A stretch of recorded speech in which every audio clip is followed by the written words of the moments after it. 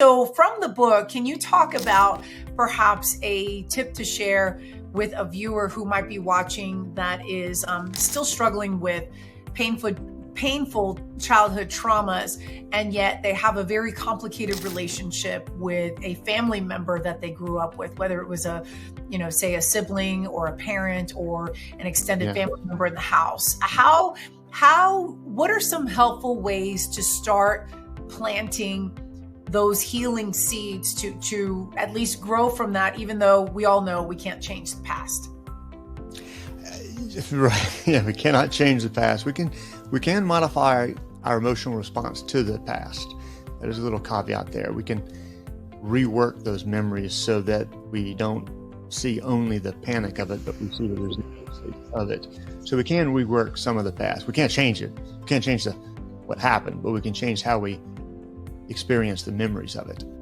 To answer your question directly, when we're engaging, for example, in a challenging adult relationship with some people some of our family members who are more or less healthy now, let's see, I think rule number 14 is boundaries are confusing, so keep practicing better boundaries.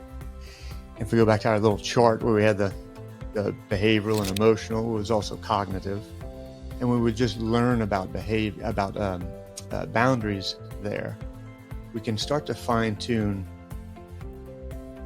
how we can successfully engage with family members and meet them on the level where they are.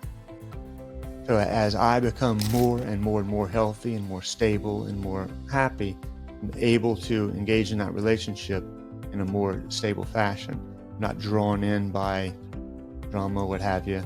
I might learn to keep more tight cognitive boundaries where I don't share sensitive data because that sensitive data is not respected. I can physically be there and engage with them and discuss things that are safe to discuss. So we can start fine-tuning these boundaries so that we can engage, but engage on a safe and healthy level. And I think, and from what you're saying also, it sounds like there's also permission to redefine boundary lines as, say, that person sees fit, even if it goes against family tradition.